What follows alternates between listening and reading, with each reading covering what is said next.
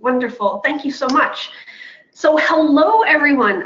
Thank you for making the time to join us today. Whether you're in Canada, Australia, Ireland, Japan, or the USA, I'm really glad you're here. And I'm thrilled to start off the NewMR Festival because you're going to hear so many cool ideas over the next few days, and you're going to need to act on them. And maybe you will act on them by writing your very first book. So over the next 15 minutes, I'm going to help you see that you do indeed have the unique expertise to write a book, and that the benefits of writing a book will make it all worthwhile. So let's start with the benefits. Now, writing something longer than a blog post helps you learn how to stay on topic and remain coherent and interesting. It requires you to organize your thoughts and research topics that you aren't completely up to date on. So this process of writing a book will actually make you a more informed researcher who is better able to meet the needs of your clients, better able to communicate with your clients. For me, however, writing a book gave me a huge sense of accomplishment. I did this. I'm proud of what I learned, and I'm happy that I can share what I've learned with other people. And it's really cool to hold 50 books in your hand and see your name as the author. You'll notice I said nothing about all the money you're going to earn from sales. To be honest, writing a book will likely dig a hole in your wallet. These are billable hours you cannot charge to clients. And given the hundreds, thousands, millions of other books on the same topic, you'll be lucky to earn hundreds of dollars. So in that regard, writing a book is not a great investment unless you're J.K. Rowling or Dan Brown. And on top of that, those hundreds of hours, non-billable hours, are hours not spent with your kiddies, your family. So for most of us, writing a book has zero to do with money and more to do with demonstrating your expertise and gaining a really great sense of accomplishment. So why should you in particular write a book? I can unequivocally tell you that you do have a unique perspective. I hear people over and over and over again tell me, I have nothing interesting to say. This is just false. No one else grew up with your odd aunts, your crazy cousins. No one else held your part-time jobs or lived with your roommates. And even if you're brand new to the workforce, you have a unique perspective.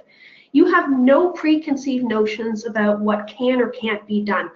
And this goes the same for people who are new to market research. You are generating unique opinions every minute of every day. So where do these opinions, book-worthy opinions, come from? In my case, my first book came about because my company wanted to promote our new product. We consciously wanted to be the people who wrote the book on social media research. It was carefully planned. The idea for my second book, though, took me literally years to recognize.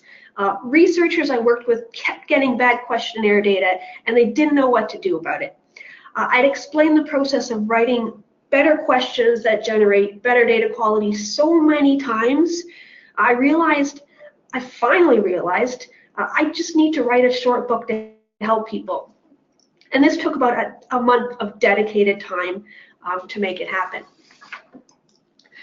The idea for my third book was sort of the same.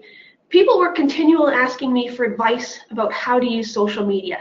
And I'd written out that advice so many times for individual people that finally I clued in, I just need to turn all of those emails into a book. Now, in each of these cases, it took me years to figure out that I had a great idea. And you might be no different. The hard part is simply noticing the ideas going through your brain. It is hard to recognize a bright idea and then act on it. However, from now on, you can look at every meeting you attend, as a list of ideas. When you agree or disagree with someone, when you're surprised that someone doesn't know something, all of those things are just stories waiting to be told from your unique perspective. Now, sometimes your unique idea is literally all over your social media pages. It just takes a few people to point it out for you to actually realize it's a great idea. For example, one of my friends likes to share his ethnography experiences on LinkedIn. Day after day, he posts these really cool stories. And his posts are a book just waiting to happen. So if he happens to share photos on Instagram, maybe the stores or restaurants where he interviews people, those photos are his to use in his book. So once you've realized that you actually do have a unique perspective and you do have a great idea, think about whether you want or need an ally, someone who will give you that little push, that encouragement when you need it. And don't hesitate to ask someone to give you that push. If you think having an ally will help you, then find one and ask. So I'm going to assume you've officially decided to write a book. Let's put aside the first big problem you'll encounter. Do not try to be Dan Brown or J.K. Rowling. 400 and 600-page books are not your end goal. My first book was about 240 pages, and my last book was only about 80 pages. No one has ever told me they're too short or too long, but they have told me they're useful and interesting. So write a book that reflects your unique perspective on your unique expertise. Now, word count aside, think about how you want to write. Many people swear by a plan written ahead of time. The chapters they want to cover, the topics they want to cover, and if that works for you, awesome. Go ahead and do it like that. On the other hand, some people want to get writing immediately. They write when the idea strikes them. And if that's you, then do it. In my case, I do both. I usually go in with a general idea of what I want to write about, some kind of chapter ideas, but then over the days and weeks that follow, new ideas come to mind, and I just stick them into the right spot. So do what is right for you. Choose a style that works for you. And what's really important is creating a goal that you can achieve. Find a schedule that works that you can stick to. Whether that means 500 words every day or every week, stick to it, and soon enough you will have a book. It could be 3 months, 5 months, a year. Just stick to your schedule. So this is the first book I had in hand. I started writing it as a textbook, but I bored myself to tears before I finished it. I hated it. So I literally chucked it, deleted that file. It is gone. Instead, I wrote a novel, a story about a woman running a bakery who learns how to improve her business using social media. It was far more fun to write, and I learned a lot about how to write a story, which is perfect given the current trend of storytelling. Now, on the other hand, the books that Ray Pointer writes are far more typical of academic books, and that suits him perfectly. It suits the type of content he writes about perfectly. And of course, if neither of those options work for you, why not try a graphic novel, a comic book? Don't feel bound by what other people think a book is. Write in a style that works for you, whatever that style is. Just write. Most people are embarrassed by their writing skills, and I will raise my hand on that too. Do not let that prevent you from starting to write. Your first draft is for your eyes only. It is a rambling collection of random ideas that just pop into your head. It is disorganized. It is incoherent. It is full of spelling and grammar mistakes. Do not worry about that. Just write and write and write until you cannot write anymore. Your goal is simply to get everything out of your head and onto paper, onto that keyboard. Now, fortunately, your next draft will be less bad. And the next draft will be less bad than that. Stop worrying about how horrid every draft is. You will never achieve perfection. Do not let imposter syndrome or perfectionism stop you. So I kind of like my books, even though people have pointed out typos in them. They are not perfect books. But you know what? I wrote books. They are published. I did that. I can hold them in my hand, and I'm kind of proud of myself. What's great about writing a book is you can really learn from your mistakes. It's a great way to see what kind of writing mistakes you make, and at that point you can strip them out. You just don't want to pain your readers with poor writing. Just look for things like words you use far too often. Look for cliches and karate chop them. If you can identify these pain points, your clients will really appreciate it. Your emails will benefit, your white papers will benefit, all of your actual billable work will benefit if you can learn from your weak spots. I will skip that slide. Now, Stephen King, I haven't read his books in a long time, but I absolutely love his quote, "Kill your darlings, even when it breaks your egocentric little scribble's heart." It's my favorite quote, and I take it to heart literally every day.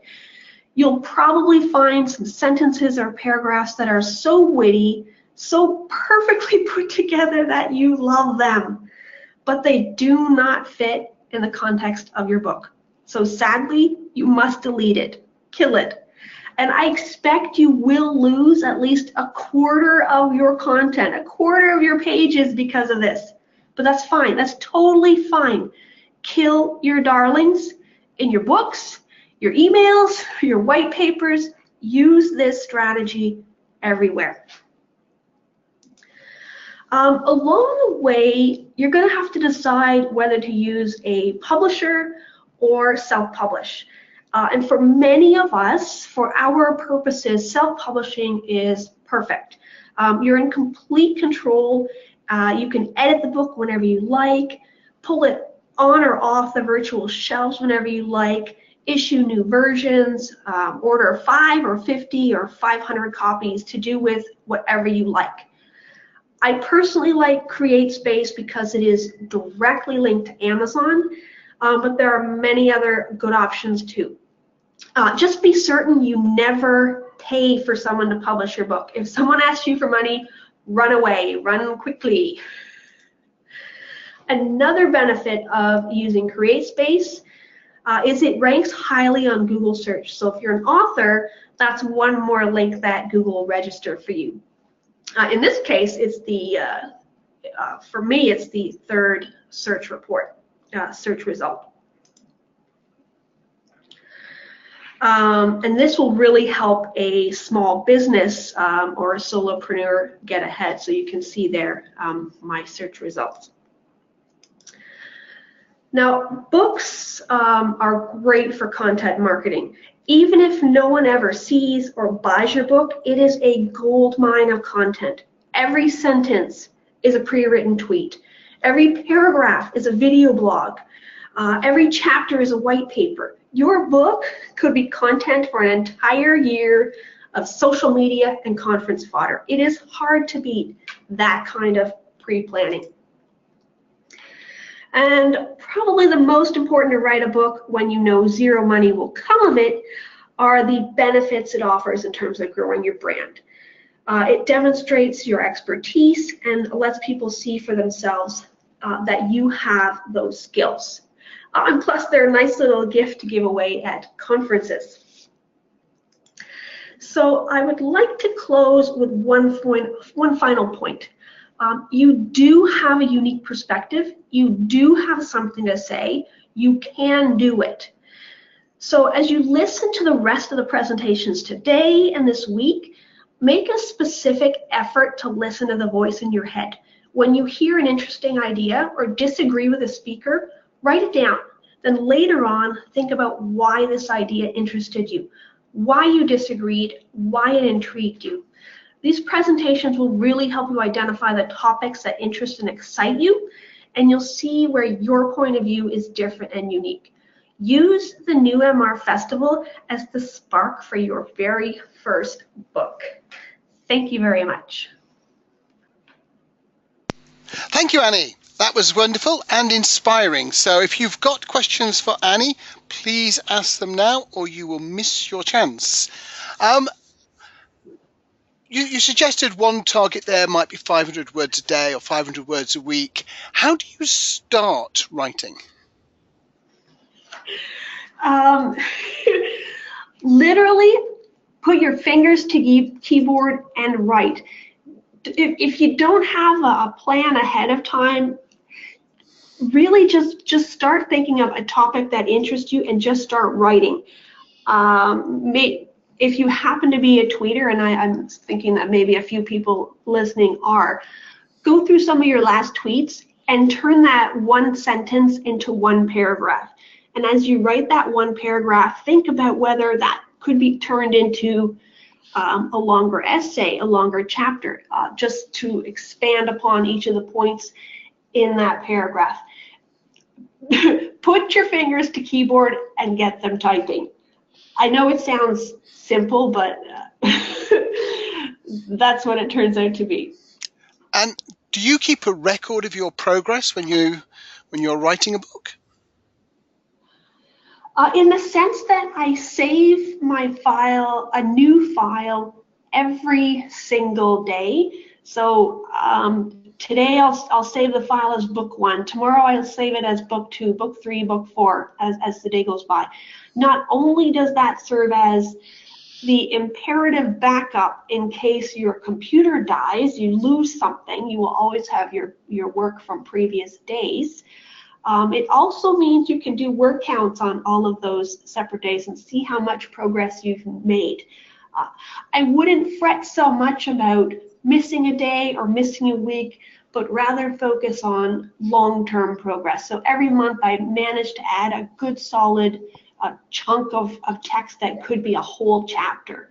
Just progress over time is what we're looking for.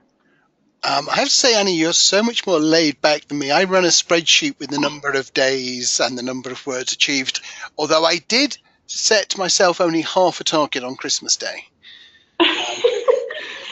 In my case, well, one of my books, I literally sat down 9 to 5 every day for 4 weeks and just did it. Another book for example, I wrote 2 hours every day after work. So I just got into a routine. Sometimes it turned out to be, 500 words per day. Other times it was 2,000 words per day. I just made sure I had a schedule and I stuck to it.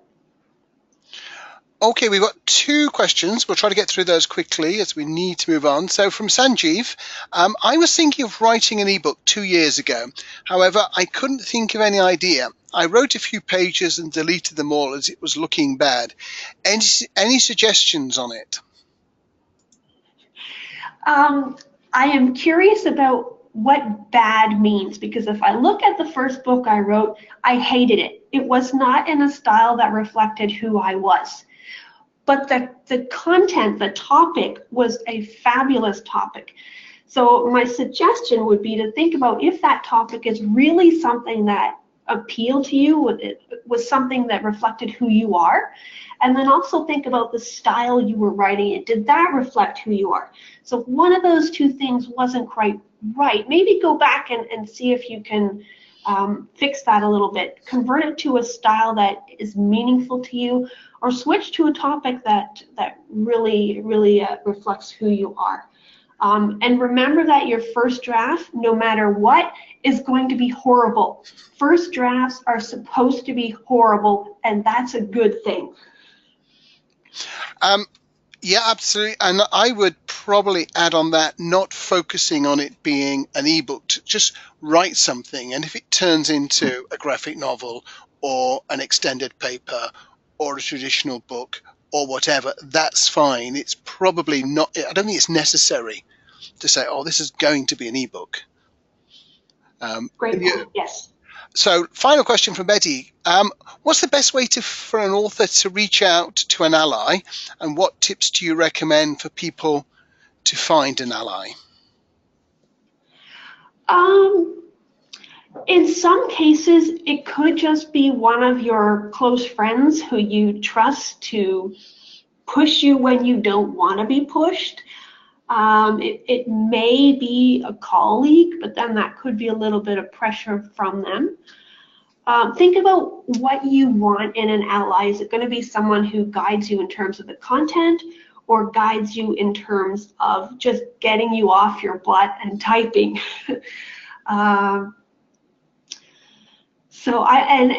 Just ask. Think about who might be helpful for you, and simply ask them and see if they might have time. Don't wait for somebody to ask you if they can help you. You are in charge of your book. You are the one who can ask for help. Absolutely. Thank you so much, Annie.